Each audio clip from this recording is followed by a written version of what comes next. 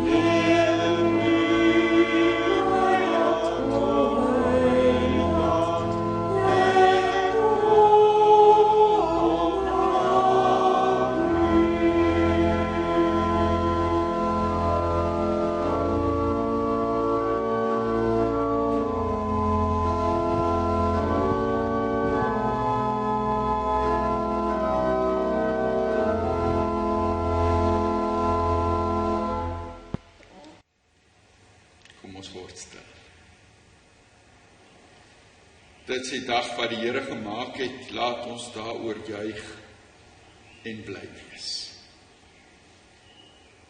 Amen. Gemeente van die Here, genade vir julle en vrede van God ons Vader, van Christus Jesus ons Here en van die Heilige Gees. Kom ons loof nou die Here met lied 499. Die Heer is God en niemand meer.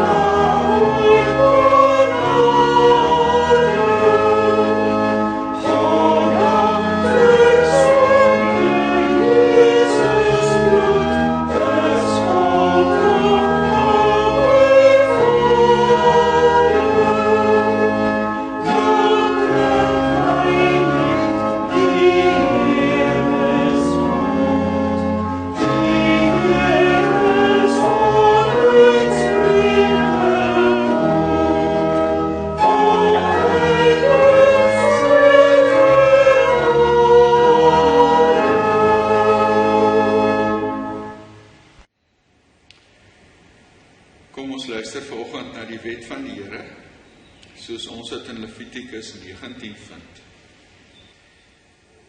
Levitikus 19 vers 1, die Here het vir Moses gesê, praat met die hele gemeente Israel en sê vir hulle, wees heilig, want ek, die Here julle God, is heilig. Elkeen van julle moet eerbied hê vir sy ma en sy pa. Julle moet my gebooie oor die Sabbat gehoorsaam. Ek is die Here julle God. Julle mag nie afgode dien nie, en julle mag nie vir julle afgodsbeelde maak nie. Ek is die Here julle God. Dan vers 9. Wanneer julle julle lande afoes, moet julle nie die wenakkers afoes nie, en ook nie die are wat bly lê agterna optel nie. Julle moet ook nie die wingerde in tweede keer oes of die korrels wat val optel nie. Laat dit alles bly vir die armes en die vreemdelinge. Ek is die Here julle God. Julle mag nie steel nie. Julle mag nie lieg of mekaar bedrieg nie. Julle mag nie 'n vals eed aflê in my naam en so die naam van julle God ontheilig nie. Ek is die Here. Jy mag nie jou naaste uitbuit of hom beroof nie. Jy mag nie 'n dagloner se loon terughou nie, tot die volgende dag nie. Het eerbied vir jou God mag jy nie 'n dowe vloek of 'n hindernis in die pad van 'n blinde lê nie. Ek is die Here. Jy mag nie onregverdig wees in die regspraak nie. Jy mag nie partydig wees vir die wat geen aansien het nie, of die vooraanstaande bevoordeel nie. Oordeel regverdig oor jou naaste. Jy mag nie loop en skinder nie. Jy mag nie jou medemens se lewe in gevaar stel nie. Ek is die Here. Jy mag nie haatdraand wees teenoor jou volksgenoot nie. Maak die geskil openlik met hom uit. Moenie wat hy verkeerd gedoen het teen hom hou nie. Jy mag nie wraak neem of 'n grief koester teenoor jou volksgenoot nie. Jy moet jou naaste lief hê, soos jouself. Ek is die Here. Dan vers 32, uit eerbied vir jou God moet jy eerbied bewys aan ou mense en hulle met respek behandel. Ek is die Here. Wanneer daar 'n vreemdeling by julle in die land woon, mag julle hom nie onderdruk nie. Julle moet hom soos 'n medeburger behandel en hom lief hê soos julle self.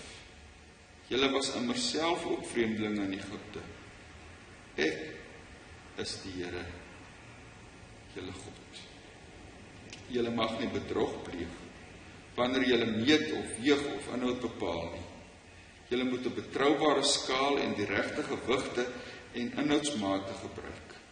Ek is die Here julle God wat julle uit Egipte laat wegtrek het. Gehoorsaam al my voorskrifte en bepalings en leef daarvolgens. Ek is die Here. Dis die wet van die Here. Die wet wat vra dat ons die Here sal heilig deur ons liefdevol, maar ook in ons optrede teenoor mekaar. Ons wat in Christelike huise groot geword het, dink baie keer, waaroor moet ek nou eintlik my skuld bely? Wat is nou eintlik so erg? So miskien dink jy nou, ek het hom nog nie moord gepleeg nie, ek het nie bedrog gepleeg nie, ek het nie gesteel nie. Maar dalk het jy jou naaste seer gemaak deur iets wat jy gesê het. Dalk was jy onbedagsaam of jy meerig. Dalk het jy 'n wit lintjie vertel. Of dalk het jy jou stilte tyd afgeskeep in die week. Kom ons praat met die Here. Hy sê dit alles vir as geleentheid vir stil gebed.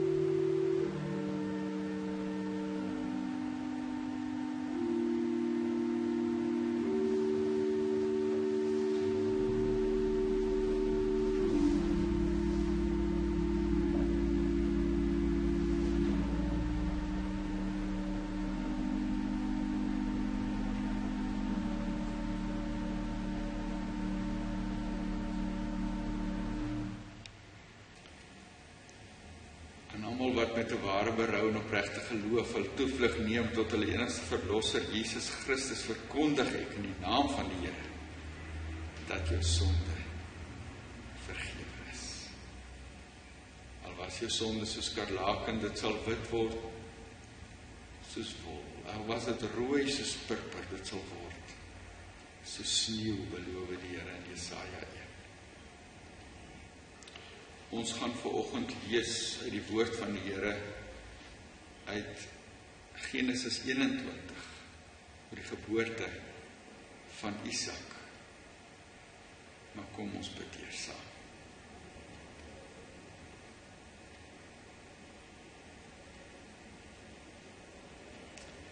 Here, in hierdie oggendstilte loof ons U as die God van ons lewe. Die Vader wat ons lief het, gekies het om aan U te behoort. Die Seun wat ons verlos het, met sy bloed gekoop het, sodat ons vry kan kom van die sonde.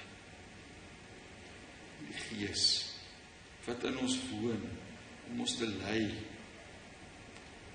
in die waarheid. Wat die woord vir ons op skrif laat stel het, mense geïnspireer het, om dit neer te skryf, sodat U vandag nog met ons daaroor kan praat. Here, en dit is ons gebed vanoggend, dat U self deur U woord, deur die Gees, aan die woord sal kom.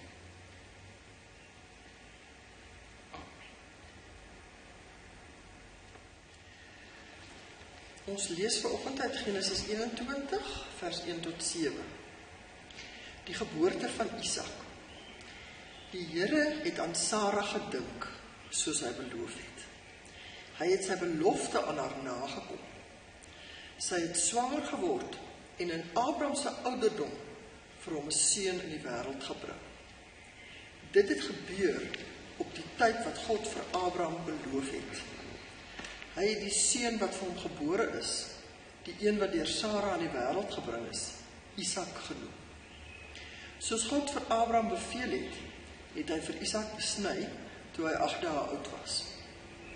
Abraham was 100 jaar oud toe sy seun Isak gebore is.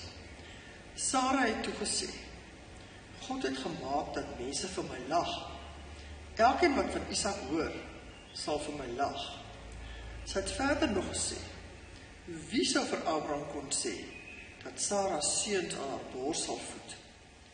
Ek het in sy ouderdom 'n seun in die wêreld gebring. Dit is die woord van die Here. Die gedeelte wat ons saam gelees het, speel af 25 jaar nadat Abraham en Sara uit Ur van die Galdeërs weggetrek het, om na die beloofde land te gaan, soos die Here vir hulle beveel het. En die verhaal het al in Genesis 11 begin. Verhaal met baie hoogtepunte en laagtepunte. 'n Spannende verhaal, wat hulle op ver baie geneem het, van Ur af, deur Haran, na Kanaan, daarvandaan na Egipte, waar Abraham gejok het dat Sara sy suster is, en Sara in die Farao se arm beland, van Abraham en Lot, dat hulle paaie moes skei, omdat hulle vee te veel geword het, van Sodom en Gomorra, en Lot, wat met niks nie, moes vlug. Vertel ek die verhaal van God se belofte aan Abraham, dat hy die vader van 'n menigte nasie sal word, 'n belofte wat getalle met om te kom, en uiteindelik dan gee hulle moed op God se beloftes, en vat Abraham vir Hagar, Sara se slavin, as 'n byvrou, en word Ismael gebore, wat 'n hele nuwe hoofstuk van hartseer in Sara en Abraham se lewe en in hulle huis ingelui het. 'n Stuk ongeloof. En dan elke keer as Abraham begin moed verloor, dan verskyn die Here weer aan hom, beloof hy weer, nee, maar dis regtig so, jy gaan die vader van 'n menigte word. Hierdie belofte loop soos 'n goue draad deur Abraham se hele lewe. Die belofte van 'n nageslag. Uiteindelik is dit die sin van sy bestaan, dat daar iemand gebore sal word wat sy nagedagtenis sal voortsit en die draer sal wees van die geloof. En nou 25 jaar later, waar ons vir Abraham en Sara leer ken het, en saam met hierdie egpaar gehoop het en gewanhoop het en ons hulle twyfel en hulle seer so goed kan begryp. Uiteindelik gebeur dit. Sara word swanger en skenk geboorte aan 'n seun. Nou as ek nou die Bybel geskryf het, sou ek nogal iets gemaak het van die geboorte. Ek sou iets gemaak het van hulle opgewondenheid, van die ou vraai seentjie en van sy vingertjies en sy toontjies en alles wat volmaak is. Maar dit is glad nie hoe die Bybel hierdie verhaal aanpak nie. Hoor wat staan in die Bybel. Die Here het aan Sara gedink, soos hy beloof het. Hy het sy belofte aan haar nagekom. Sy het swanger geword en in Abraham se ouderdom vir hom 'n seun in die wêreld gebring. Dit het gebeur op die tyd wat God vir Abraham beloof het.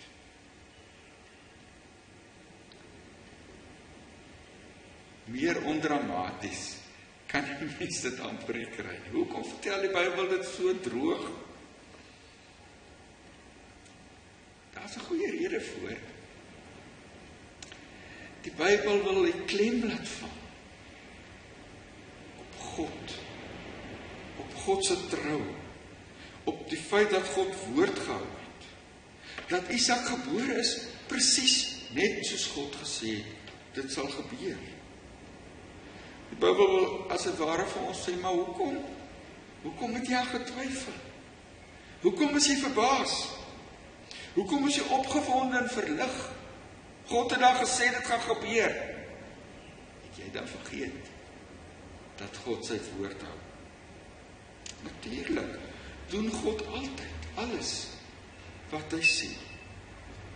En daarom herhaal die Bybel dit 3 maal, dat Isak gebore is presies volgens God se belofte. Hier in vers 1 en 2 sê hy, die Here het aan Sara gedink, soos hy beloof het. Hy het sy belofte aan haar nagekom. Sy het swanger geword en in Abraham se ouderdom 'n seun vir hom in die wêreld gebring. Dit het gebeur op die tyd wat God vir Abraham beloof het. God hou sy woord. Hy doen wat hy beloof. Genesis 21 is in die Bybel op hierdie manier opgeteken as 'n getuienis van God se trou, dat God sy woord hou. Ten spyte van Abraham en Sara se ontrou, ten spyte van hulle geknoei, ten spyte van hulle poging om self die beloftes van God waar te maak deur Hagar, hou God sy woord, soos hy in Genesis 12 vers 3 aan Abraham beloof het.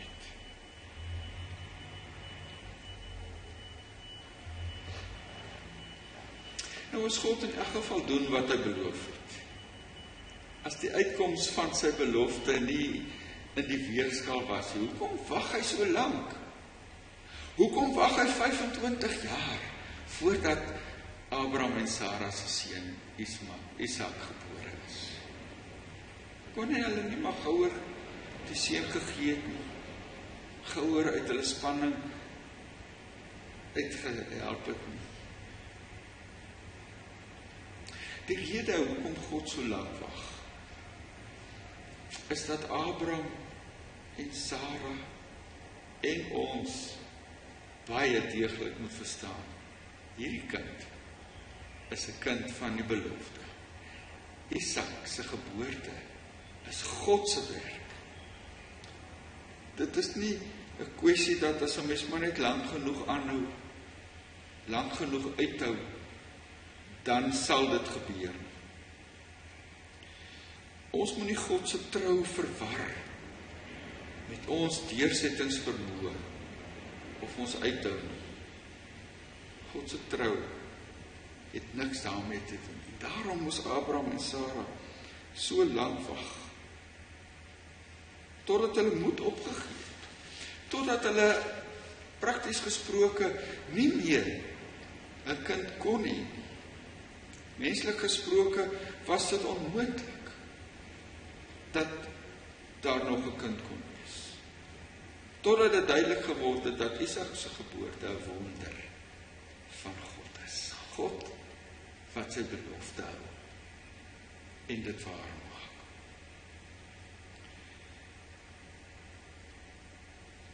Ons moet dit baie goed verstaan. God se trou is groter as ons. Groter as ons geloof ook. Dit hang nie af van jou en my geloof. God kan sy woord waar maak, ondanks ons swak geloof. En selfs ons twyfel. 3 maal staan dit hier, dat God die onmoontlike gedoen het. Sara het swanger geword, en vir Abraham in sy ouderdom 'n seun in die wêreld gebring. Abraham was 100 toe sy seun Isak gebore is, vers 5. Sara sê, wie sou vir Abraham kon sê dat Sara seuns aan haar bors sal voed? Ek het in sy ouderdom 'n seun in die wêreld gebring, vers 7. God doen die onmoontlike. Dis die wonder van God se werk. Dat God dit doen wat geen mens kon droom, of vermoed, of verwag het. Ons sien dit op ander plekke in die Bybel ook, nie? Dat niks vir God onmoontlik is. Ons sien dit met Maria se swangerskap en Jesus se geboorte. Ons sien dit met Jesus se opstanding uit die dood. God doen die onmoontlike om die verlossing te bewerk. En so doen God die onmoontlike ook aan Sara. Sy word die moeder van Isak, die belofte kind. God doen vandag nog wonders. Ook vir jou en vir my doen hy wonders. As ons nie meer verder weet nie, as ons hoop verloor, as daar menslik gesproke geen uitkoms meer is nie, dan is daar nog steeds hoop. Want God is daar. En hy bly getrou. Hy kan. Hy dra ons in versoekings. Hy gee ons krag wanneer ons krag op is. Hy gee uitkoms wanneer alles vir ons hopeloos lyk. In jou huwelik, in jou verhouding met ander mense, by die werk, by die opvoeding van jou kinders. God kan wondere doen. Dit wil Genesis 21 vir ons leer. God kan ook wonders in jou lewe doen. En hy kan nie net, hy wil ook. God bly altyd getrou. Soos hy sy woord aan Abraham gehou het, so hou hy ook sy woord aan jou en aan my. Hy hou sy woord as hy sê dat hy ons nooit begewe, dat hy ons nooit sal begewe en nooit sal verlaat. Hy hou sy woord aan ons as hy sê, hy is met ons al die dae tot aan die volleinding van die wêreld. Hy hou sy woord as hy sê, niemand kan ons uit sy hand ruk nie. Ons is veilig in sy hande. Hy gee ons die ewige lewe en ons sal nooit verlore gaan. Tot in alle ewigheid. Niemand kan ons uit sy hand ruk nie. Hy hou sy woord. Sy beloof dat hy ook in hierdie moeilike tyd in ons lewens, in die corona-pandemie, by ons is. Hy hou sy woord. As hy vir jou sê, hy sal jou troos. As jy hartseer is. En as jy treur. En as jy kommer. God hou sy woord. Selfs al is ons dit nie waardig. Dit wil die Genesis verhaal vir ons oor en oor vertel, hoeveel keer Abraham en Sara gefaal het en en in God se verwagtinge van hulle. En tog hou God sy woord, want dit is hoe hy is. Dit hang nie van jou en my af. Dit hang van God af, wat jou so lief het, dat hy sy seun gegee het, sodat jy nie verlore sal gaan nie, maar ewige lewe kan nie. Mag ek en jy ook in hierdie dae ons troos, ons hoop, ons vreugde, ons verwagting in God se trou vind. Amen.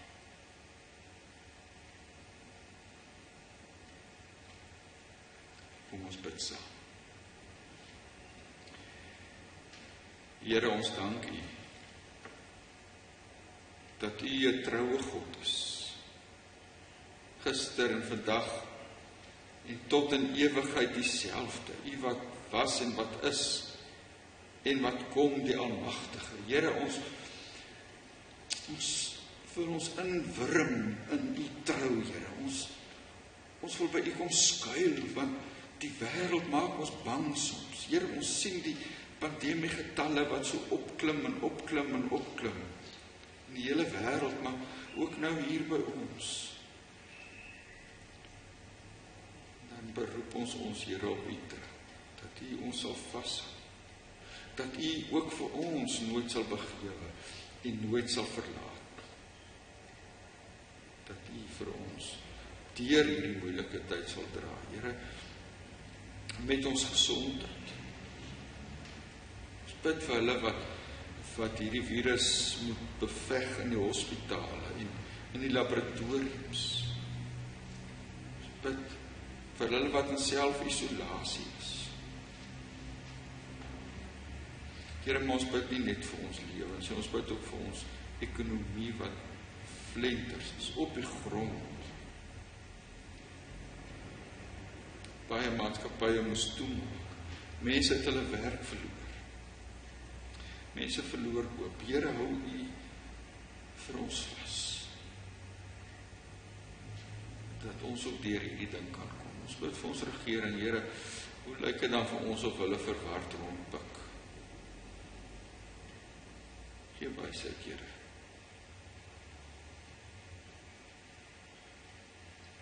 Dankie dat ons dit kan vra, omdat ons U kinders is en U ons liefhet. In Jesus se naam. Amen.